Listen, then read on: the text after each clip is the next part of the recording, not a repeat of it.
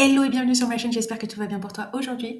Cette vidéo est une formation complète pour l'outil, enfin la suite Vidéocom, donc Vidéocom Présenteur et Vidéocom Capture.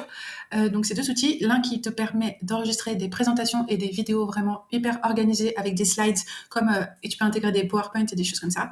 Et tout ce que tu veux, on peut vraiment faire énormément de choses, j'ai pas vu ça ailleurs. Et l'autre qui te permet d'enregistrer ton écran, ta caméra, de faire des screenshots et tout hyper facilement et de les partager et les envoyer sur le cloud. Enfin, évidemment, les deux outils sont étroitement liés.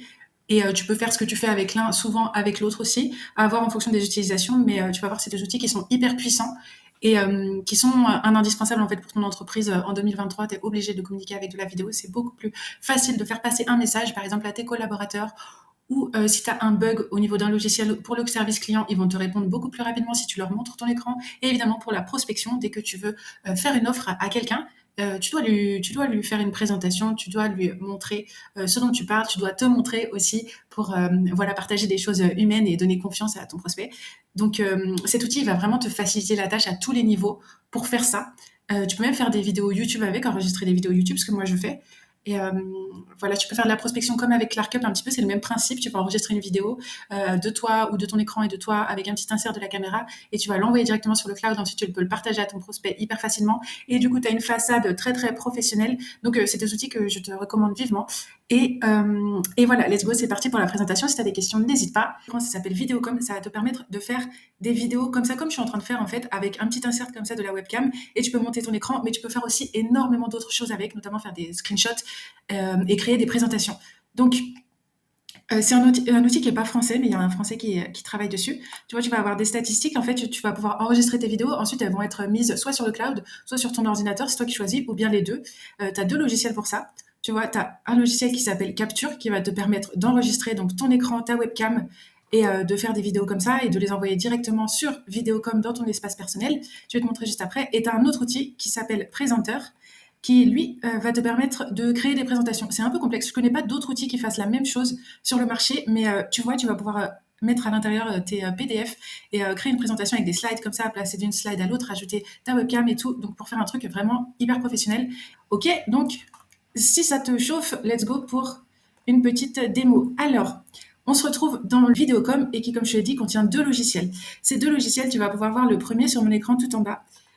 Ça va être Vidéocom Présenteur. Et sur la droite, tu vois, celui qui te permet de faire des présentations rajoutées sur ton image. Tu vois, par exemple, là, je commence, j'ai rajouté un écran web. Si je clique sur Présentation, je vais pouvoir ajouter soit une présentation PowerPoint, soit ajouter un fichier à partir de Google Slides. Il va m'insérer directement la page web. Tu as tous tes Google Slides qui vont apparaître sur les importer hyper facilement. Tu peux faire la même chose à partir d'un PDF. Après, voilà, tu vois, tu peux la mettre où tu veux, vide, ce que moi je vais faire. Et donc là, tu vois, j'ai ma première diapositive qui apparaît sur ma gauche. Dans la petite roue crantée, tu as des propriétés pour chaque élément. Donc là, par exemple, je vais pouvoir changer la résolution de cet élément-là. Je vais pouvoir changer les couleurs si ça m'amuse. Si j'ai, par exemple, c'est une vidéo que j'ai importée et je veux changer la luminosité dessus, le contraste et compagnie.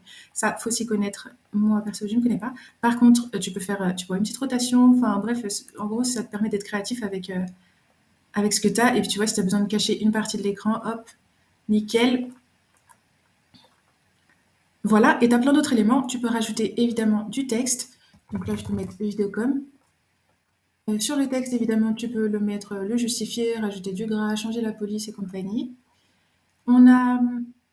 Alors, ah oui, tu peux le copier par exemple pour le recoller, j'imagine. Voilà, donc là j'en ai 3. Ok, ensuite tu peux rajouter une vidéo si par exemple tu as une vidéo sur ton ordinateur que tu voudrais rajouter à ta présentation pour pouvoir la présenter sans avoir à, tu vois, aller chercher dans tes fichiers, à changer à montrer ton explorateur, ton ordinateur et tout. Ça c'est plutôt à éviter. Ou alors tu peux aller chercher une vidéo sur ton espace Vidéocom Cloud, justement, donc comme je t'ai montré un petit peu tout à l'heure, où tu vas retrouver toutes les vidéos que tu as enregistrées. Et donc, comme je te disais, ce qui est bien, c'est que en fait, quand tu vas faire une présentation, je vais te montrer vite fait, après je te montrerai les autres éléments. Par exemple, si j'appuie sur enregistrement, là, il va commencer à enregistrer. Ce qu'il va enregistrer, c'est uniquement ce qui apparaît ici. Donc en fait, il est en train d'enregistrer ce rectangle-là.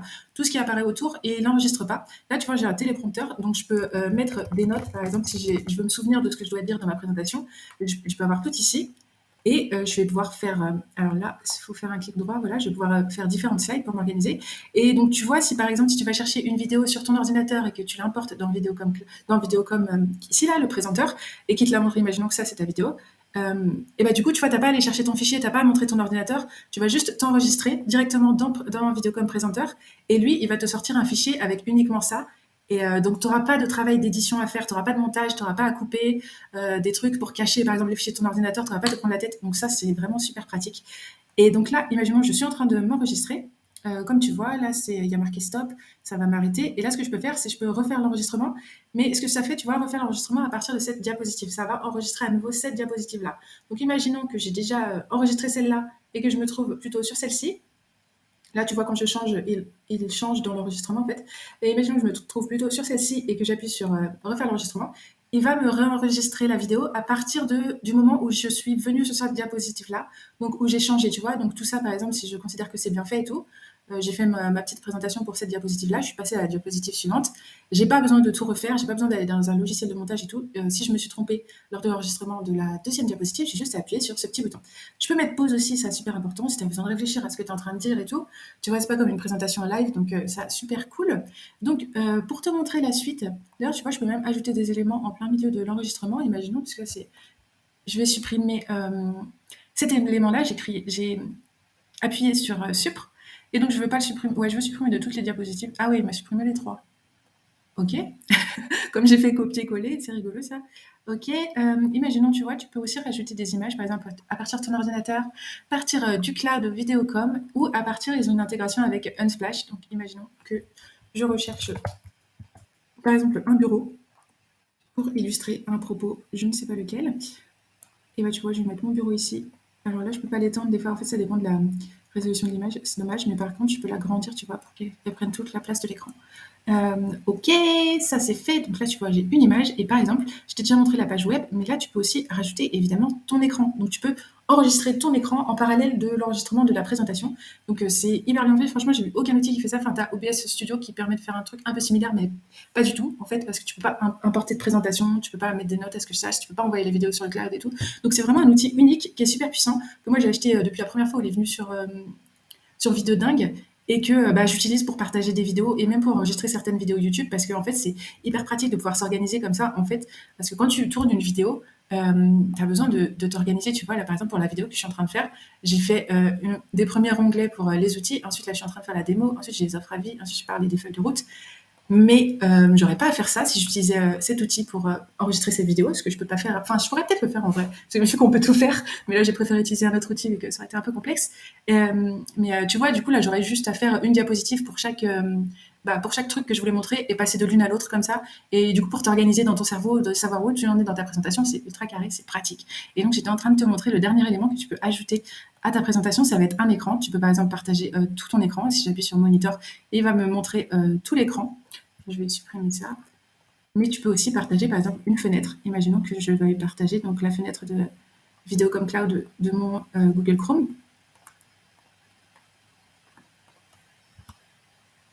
Alors je ne sais pas pourquoi elle n'est pas apparue.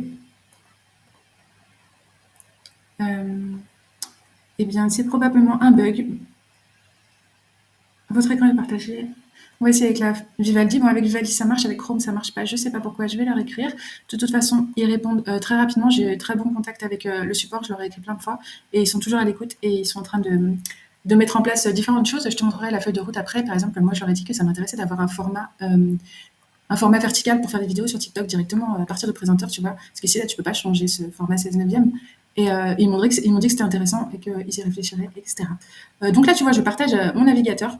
Je ne peux pas encore interagir avec ce que je pouvais faire avant, mais ils sont en train de travailler sur une mise à jour là-dessus, donc ça va bientôt revenir. Parce que là, tu vois, ce qui est intéressant quand tu partages ton navigateur, c'est évidemment de pouvoir aller cliquer sur les onglets, etc. Donc ça va revenir bientôt. Alors, je vais effacer ça. Là, je t'ai montré tout ce que tu peux faire pour faire une présentation. Évidemment, l'idéal, c'est de rajouter du texte avec des choses que tu as à dire sur la chose que tu es en train de présenter, des diapositives bien faites et tout. Voilà, moi, j'ai pas ça pour la démo, mais voilà. C'est quoi ça, lecture? Ah oui, d'accord, ça reprend l'enregistrement.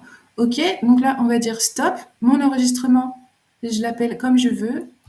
Démo vidéo comme.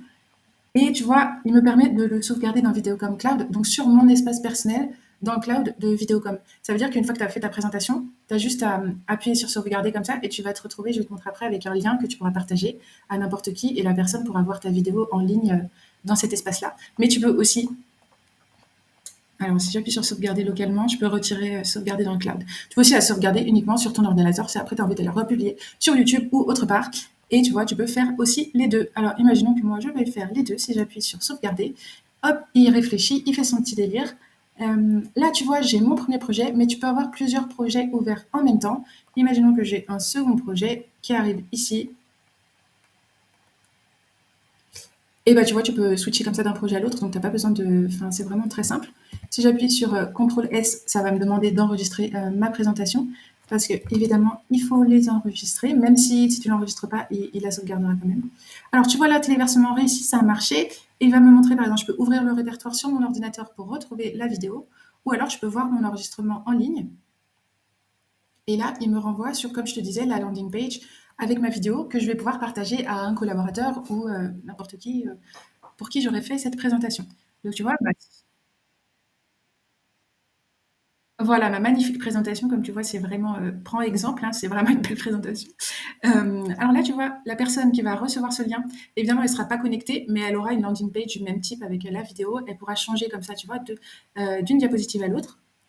Alors, voilà, moi, je leur ai pas donné de nom, donc c'est pas très. Et en plus, elles se ressemblent les deux, c'était les mêmes, donc ça marche pas trop pour la démo. Mais tu comprends le concept, la personne peut passer la présentation. Tu peux ajouter une description, des tags, ça c'est toi pour t'organiser. Tu peux ajouter aussi des fichiers. Si à côté de ta présentation, tu veux envoyer à la personne, par exemple, le dossier, enfin le PDF de la présentation ou un contrat ou d'autres documents comme ça.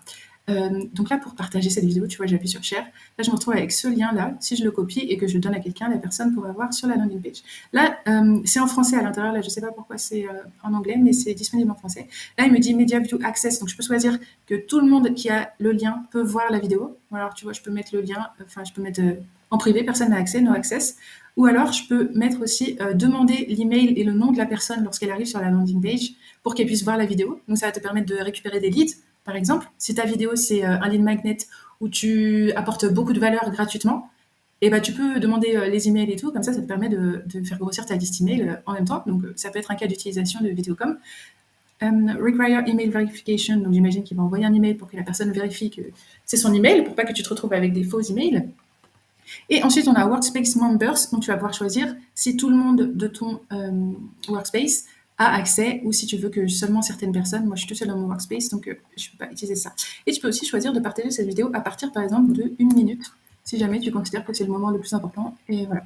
Alors, ensuite, on a aussi For Web. Ah, voilà, ça c'est autre chose. Si tu veux intégrer cette vidéo que tu viens d'enregistrer sur ton site web, tu vas copier ce petit code et aller le mettre dans le code de ta page web. C'est un autre cas d'utilisation. Et pareil, ici, avec l'email, là, ce que tu vas pouvoir faire sur l'email, c'est que tu vas copier, tu vois, c'est un GIF qui te montre vite fait la présentation. Tu le copies dans ton, comment ça s'appelle, dans ton presse-papier et tu vas le mettre dans ta newsletter, par exemple. Et sur ce GIF, tu vas le coller, enfin, tu vas le lier avec le lien, avec ce lien-là. Et donc, dans ta newsletter, tu auras une espèce de petite preview comme ça de ta vidéo. Et quand les personnes cliqueront dessus, elles arriveront directement sur le lien de ta vidéo. Donc tu vois, c'est vraiment multiple, tout ce que tu peux faire avec cet outil et on en est qu'au début. Alors, tu peux aussi ajouter des call to action, comme je te disais, comme tu peux utiliser cet outil pour faire grossir ta liste email, et bien par exemple, tu peux ajouter des call to action. Donc, tu vas choisir, par exemple, si je veux mettre le lien de Vie de dingue ici, tu mets ton lien. Tu peux dire, par exemple, visiter Vie de dingue. Tu peux choisir si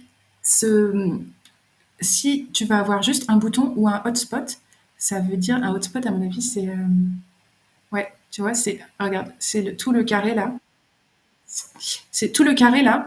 Tu vois, un petit carré transparent. Sur tout ça, bah, quand la personne va passer sa souris, elle va pouvoir cliquer. Donc le bouton, c'est juste un petit bouton. Enfin là, pour le coup, c'est un gros bouton. Il s'est mis à la taille du truc. Ouais, donc le bouton, il est bien visible, alors que le hotspot, tu vois, on le voit pas. Et si tu le mets sur toute la taille de l'écran, et bah, dès que la personne va aller essayer de cliquer sur l'écran, aller sur l'écran, sa souris va se transformer et pourra visiter ce lien. Ok, donc on trigger click, ça veut dire quand la personne clique sur ça, sur continue playback from position. Un trigger click. J'imagine que ça veut dire quand la personne revient sur la vidéo après d'être partie sur le lien, parce que sinon ça ne ferait pas sens. Donc on te demande si tu veux continuer la lecture de la vidéo, continuer à partir de la position ou faire pause. Bon, ok. Et là, il te liste le call to action qu'on va ajouter. Tu peux en rajouter plusieurs. Si par exemple au début de ta vidéo, tu parles d'un outil. Ensuite, si tu fais un lead magnet, par exemple 10 outils pour ta communication, tu peux faire voilà, pour le début de la vidéo, de 0 à 1 minute, tu fais un hotspot sur tout l'écran qui concerne le premier outil. Ensuite, pour la deuxième partie, tu fais la même chose pour le deuxième outil, etc. pour les 10 outils. Donc tu maximises voilà, les possibilités des gens de cliquer et d'accéder à tes liens. Ça, c'était la deuxième chose. Ensuite, vidéo insert, ce que tu vas pouvoir faire, c'est que tu vas pouvoir ajouter une autre petite vidéo sur la page. Donc, si je fais Add New, j'ai pas encore utilisé cette fonctionnalité-là. Bon, tu as encore plein de paramètres, comme tu vois. The original video will continue playing when the video insert has finished. Ok, donc imaginons que tu as fait ta présentation et que... il fait super chaud ici, laisse tomber. Et que tu as oublié de dire quelque chose, donc tu as enregistré une autre petite vidéo, et au lieu de tout réenregistrer, et ben voilà, tu peux insérer par exemple la vidéo, une petite vidéo au moment où tu veux faire une rectification par exemple, ou tu veux rajouter une précision, ou tu peux choisir une vidéo externe par exemple sur YouTube, si tu es en train de parler d'un outil et que sur YouTube tu as trouvé une super vidéo qui l'explique encore mieux que toi, tu peux rajouter hop ça ici. Donc tu peux faire plein de trucs, et évidemment il y a les commentaires, donc tu peux rajouter des commentaires. Pareil, si tu as quelque chose à ajouter, et les personnes qui vont voir tes vidéos pourront rajouter elles aussi des commentaires. Et tu pourras leur répondre, etc. Donc, c'est super puissant comme outil de communication. Alors là, tu vois, on a des petits trucs pour pouvoir s'organiser mieux. On peut bouger la vidéo dans un dossier, on peut la télécharger à partir d'ici.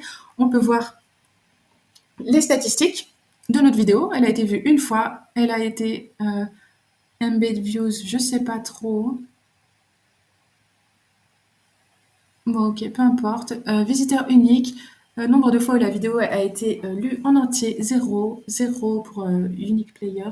Completion rate, donc ça veut dire le ratio de complétion de ta vidéo. Par exemple, si tu as 5 personnes qui l'ont regardée à 50%, bah, le ratio, ce sera 50%. Si tu as 5 personnes qui l'ont regardé à 50% et 50 personnes qui l'ont regardé à 100%, ce sera 75% ton ratio.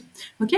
Nombre de fois où cette vidéo elle a été téléchargée, parce que les personnes qui vont voir ces vidéos peuvent la télécharger si tu choisis que ce soit téléchargeable aussi. Le nombre de commentaires, le nombre de pays qui ont vu cette vidéo et le nombre de fois où ça a été cliqué. Et là, tu peux voir des détails aussi. Et là, c'est les détails de tout mon compte avec... Ah non, tu vois, c'est pas tout mon compte, c'est ça que je me demandais. C'est les détails de juste la vidéo que je t'ai présentée. Et on voit que voilà, il y a eu une vue à partir de la France et tu retrouves les mêmes statistiques, etc. Et on a même mon nom. Et j'ai regardé la vidéo, 0%. Ok. Alors, je ne comprends pas pourquoi c'est... Ah non, je sais pas. Ouais, je comprends pas pourquoi c'est pas direct. Ah si, c'est parce que j'étais sur l'autre navigateur. Ok, mince, j'ai mis en japonais. Ah. Donc, si tu le mets en français, c'est là que ça va être magiquement en français. Et là, c'est intéressant. Alors, tu vois, tout en haut, on peut chercher, si tu as des tonnes et des tonnes de vidéos, tu peux chercher à partir d'ici. Tu peux choisir si tu cherches les images ou les vidéos. Tu peux mettre des fichiers en favoris, tu les retrouveras ici. Tu as des petits paramètres pour faire une recherche encore plus complète, avec la date de création, les étiquettes et tout, tu vois. Donc, si tu as des tonnes et des tonnes de vidéos, c'est pratique. Ici, tu as les fichiers récemment consultés. Ensuite, si je reviens en arrière, là, on retrouve les statistiques. Non, ça c'est l'activité. Donc vraiment tout ce qui s'est passé sur ton compte, qui a regardé, enfin quelle est la vidéo qui a été la dernière regardée, quels sont les, tu vois, panneaux d'activité, j'ai enregistré cette vidéo, fichier multimédia en vogue, yes, filtré par visionnage. Enfin, tu vois, ça te permet vraiment d'avoir des analytics sur ce qui se passe dans les vidéos que tu partages avec des gens. Et donc là, on retombe sur le dashboard quand tu cliques ici, que je viens de te montrer, juste avant les données analytiques avec les données détaillées si on veut. Donc là, on a les vidéos que j'ai enregistrées. J'ai différents dossiers si je veux. Alors, je ne peux pas, je crois pas que je peux les drag and drop. Tu es obligé de faire déplacer, tu vois. Par contre, comme tu vois, quand là, il te montre un truc, si tu peux téléverser des fichiers directement à partir de ton ordinateur en les mettant comme ça au-dessus de la fenêtre. Tu vois, il me dit échec parce qu'évidemment, c'est bizarre que ça marche. Il est déjà téléversé, quoi. Ici, tout en bas, tu vois, ça, c'est des tutoriaux, en fait. En fait, ils sont en anglais, mais ils sont très bien faits. Ils t'expliquent toutes les fonctionnalités de Videocom Presenters. Et tu vois, je peux même cliquer sur... il y a des petits boutons et tout, c'est hyper bien fait. Ok, là j'ai une ma corbeille, tu vois. Il y a 25 gigas. Donc, imaginons qu'un film, à l'époque, un film normal de base, sans avoir une résolution de fou en 4K, c'est 1 giga. Donc, ça veut dire que tu pourrais avoir 25 fichiers de 1 heure avec le plan que j'ai, le Lifetime Deal, je pense que c'est la même chose sur l'idée dingue. Donc 25 fichiers de 1 heure, voilà, ça commence à faire beaucoup. Si tu fais des présentations de 1 heure, vraiment, tu as beaucoup de choses à dire et bon, voilà, pour te donner une idée, c'est quand même très largement suffisant. Moi, j'ai 4 vidéos de 15 minutes à peu près, je pense. Enfin, 3 vidéos, on va dire. Je suis à 0,10. Donc, ok, tranquille. Quoi d'autre? Nouveau, là, évidemment, si tu veux créer une nouvelle présentation, où est-ce que ça m'emmène? Ouais, il va me dire de télécharger le logiciel présenteur, tout simplement. Ah non! Oh! Ah ouais, ah, c'est ouf! Ah, je savais pas. T'es pas obligé de télécharger le logiciel, en fait. Tu peux avoir accès au présenteur directement à partir de ton navigateur. Ah, c'est trop bien. Ah, moi, je préfère largement télécharger. Là, tu vois, il me demande accès à mon micro, à ma caméra pour pouvoir faire la présentation. Et tu as exactement toute la même chose que ce que je t'ai montré tout à l'heure sur le logiciel Internet. Connectez votre présentation et tout. Ah, c'est ouf. Ah, je savais pas. Ça, c'est bien si tu as un ordinateur qui est assez faible en puissance. C'est mieux de faire ça, de le faire directement sur le cloud. euh, Plutôt que de télécharger le logiciel. Moi, je préfère quand même, si tu as les moyens, de télécharger le logiciel, parce que les logiciels, c'est toujours plus stable parce que tu vois, il est directement installé sur ton ordinateur, les technologies sont plus puissantes que de passer par, enfin, c'est différent, mais en général, c'est plus stable, parce que là, tu vois, si ton navigateur, il a un bug, bah, tu risques très très fort de perdre ta présentation. Alors que là, Vidéocom, il n'est pas censé bugger, c'est une application de bureau, et ça va normalement être bien plus stable. Moi, je préfère ça. Et notamment pour le second logiciel que je vais maintenant te montrer, parce que je pense qu'on a fait le tour, tu pourras regarder de ton côté si ça t'intéresse, tu vois, tu peux changer les couleurs, tu as énormément de choses que tu peux faire. Je t'ai peut-être pas montré la webcam, mais là, je suis en train de le faire. Je suis en train de l'enregistrer. Ouais, tu vois, tu peux supprimer l'arrière-plan. Tac, tac, tac. Alors là, pour cette fonctionnalité-là, il me demande de le faire sur... Tiens, je vais te montrer directement. Je vais fermer ça pour pas que ça charge trop. Et là, tu vois, je peux rajouter ma caméra. Ah, je peux pas parce que je suis déjà en train de faire... Bon, c'est un peu compliqué. Je suis déjà en train de faire, bah, évidemment, cet enregistrement. Mais comme tu vois, tu as ces petites icônes qui apparaissent ici, où là, je peux pas te montrer, mais tu vas pouvoir retirer l'arrière-plan de ta caméra. Donc, hyper pratique si tu es dans un endroit bordélique ou moche, tout simplement. Tu vas pouvoir retirer, tu as juste à cliquer un bouton, ça marche super bien, comme sur Zoom, en fait. Franchement, c'est super bien fait. Et tu vois, ça va te détourer ta tête. Et ensuite, tu peux mettre un arrière-plan derrière si tu veux. Tu choisis une image, etc. Tu peux choisir que ta vidéo, elle soit, que ta caméra, elle soit dans un rond ou dans un carré. Tu choisis, tu vois, tu peux bouger ça comme ça. Et alors ça, c'est quoi? Oui, parce que tu as plusieurs manières, enfin bref, franchement, il y a trop de fonctionnalités. Donc si tu regarderas tous les détails si tu veux, tu vois, tu peux choisir différentes façons de supprimer l'arrière-plan. Et pareil ici, tu peux bouger la luminosité, la transparence, et vas-y, que je te rajoute des trucs et des machins. Tu peux tout faire, être très créatif, tu vois. Et là, trier les éléments. Imaginons que celui-là, je veux qu'il aille, bah, je sais pas, je veux le cacher, tu vois. Je vais mettre envoyer à l'arrière-plan, on ne le voit plus. Et par exemple, comme ça, je peux faire un truc comme ça, on voit que la moitié. Bon. Tu vois le délire, tu as des layers, tu peux mettre, enfin, tu vois, tu peux gérer tout ça. Coller, etc. Bon, je pense qu'on a fait le tour pour Vidéo comme présenteur. Alors là, tu vois, si tu cliques là-dessus, quand tu vas faire ta présentation, si jamais tu as des sons qui sortent de ton ordinateur, par exemple, parce que tu joues une vidéo, et bah, ça va les enregistrer, là, c'est au maximum, mais si je mets ça, ça les enregistre pas. Donc voilà, si tu as des notifications que tu veux être sûr que ça va pas venir polluer ta vidéo, tu peux mettre ça à 0. Et là, bah, c'est le micro, évidemment, logiquement, pour une présentation, on veut le rajouter. Ce que j'aime beaucoup, c'est le téléprompteur. J'aimerais trop qu'ils le mettent en overlay, tu vois, directement. Mais bon, c'est déjà quand même très bien fait, tu vois, tu peux avoir des notes pour chaque... Alors normalement, c'est pour... Oui, voilà, tu peux avoir des notes pour chaque diapositive. Donc, quand tu changes de diapositive, ça ne change pas les notes. Mais par contre, si tu... Ah ouais, bah non, j'ai pas...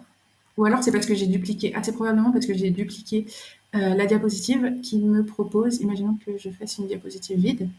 Voilà, c'est là que mes notes sont vides. Et là, comme j'ai dupliqué, c'est vraiment sur Vidéocom, c'est pas juste une duplication et ensuite chaque fois que tu changes quelque chose, c'est unique à la slide sur lequel tu changes quelque chose. Non, c'est une duplication où tout se reflète sur les deux, tu vois. Donc, pour ne pas avoir les notes qui soient les mêmes partout, il ne faut pas que tu fasses dupliquer slide. Il faut que tu fasses nouvelle slide. Et si par exemple tu as 10, pourquoi je parle anglais? Si par exemple tu as 10 slides et que tu veux pas évidemment avoir à intégrer par exemple un texte 10 fois sur les slides, tu vas pas que ça à faire, tu vois.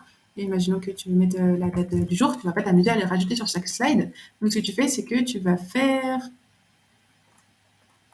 Il y a un truc où tu peux rajouter sur toutes les diapositives en même temps. Verrouiller la position, ça c'est bien, tu vois, une fois que là, comme ça, quand tu rajoutes des trucs, tu es sûr que ça bouge pas. Supprimer, trier les éléments, coller. Si je fais coller... Alors je ne sais... Je sais que c'est possible, mais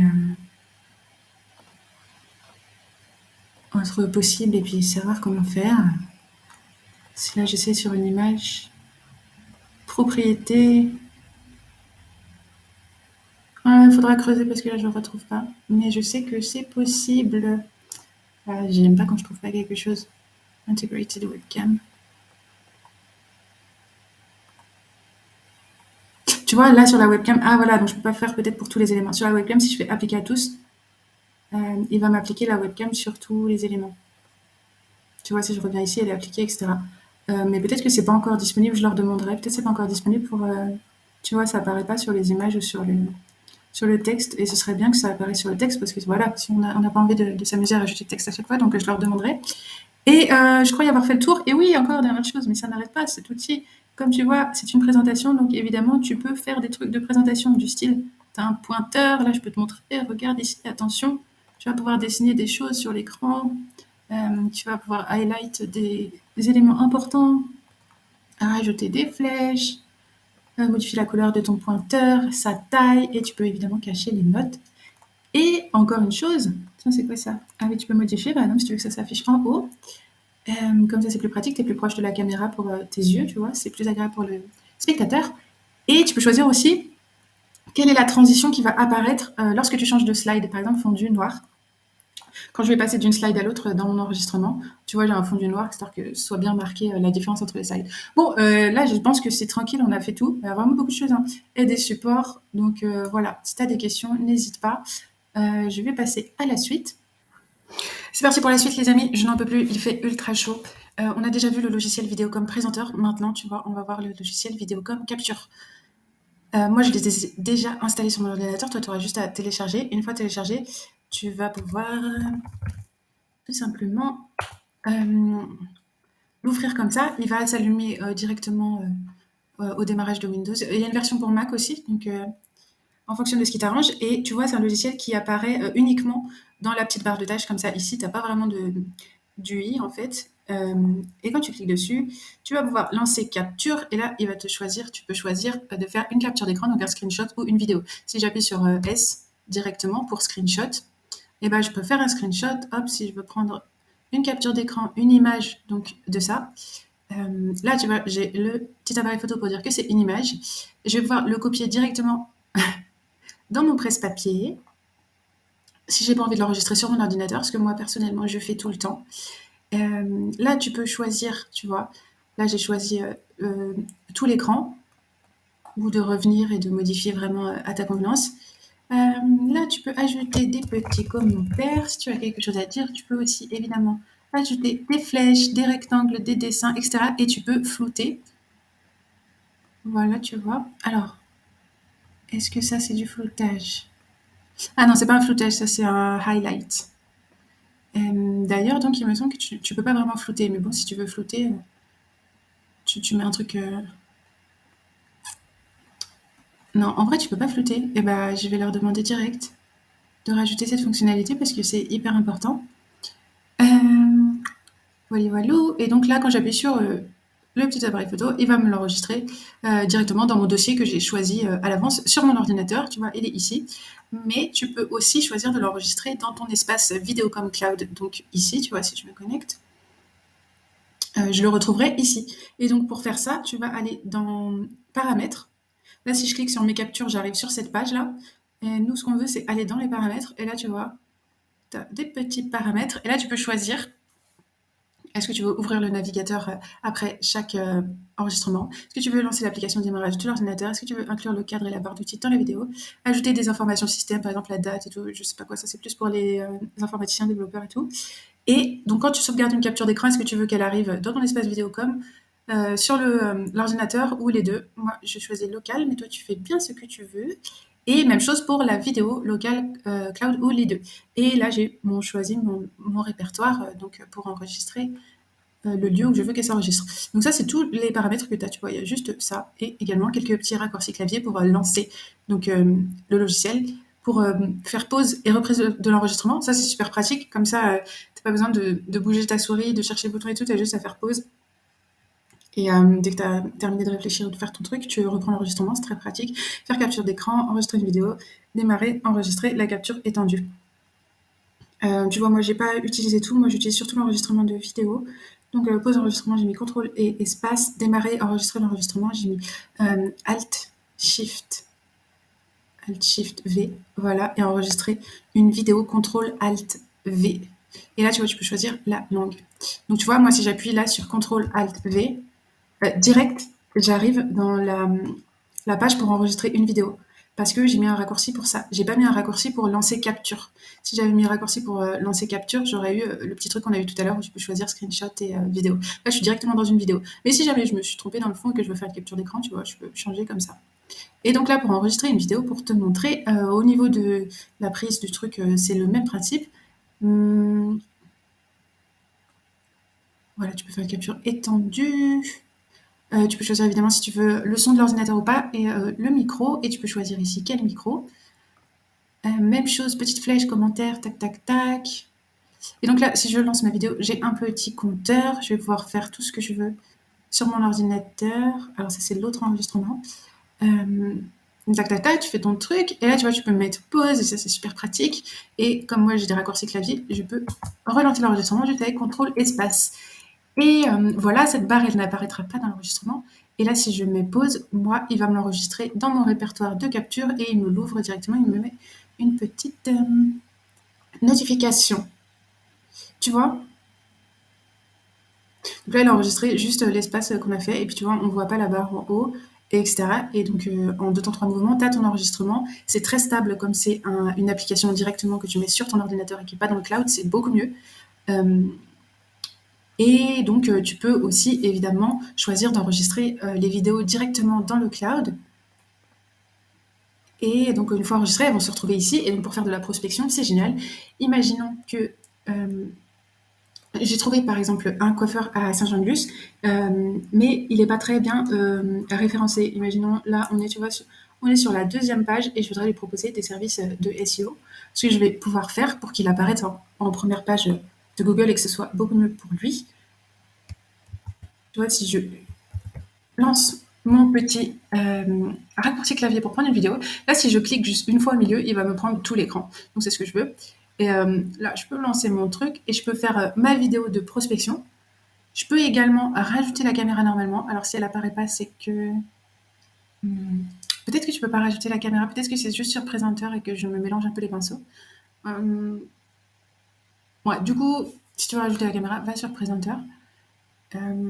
Peut-être qu'ils vont le rajouter, enfin je sais pas, ils font beaucoup de changements, d'améliorations et tout, donc à voir. Et une fois que tu as enregistré ta présentation, tu lui dis ouais, bonjour, j'ai vu ton site web, c'est super intéressant ce que tu fais, le site est super professionnel, tu as un service de qualité, tu as beaucoup d'articles, c'est hyper intéressant, donc ça veut dire que niveau SEO, il y a matière à travailler, et en même temps, il y a beaucoup de choses à améliorer, et c'est pour ça qu'on te propose des services de SEO pour que tu arrives en première page de Google.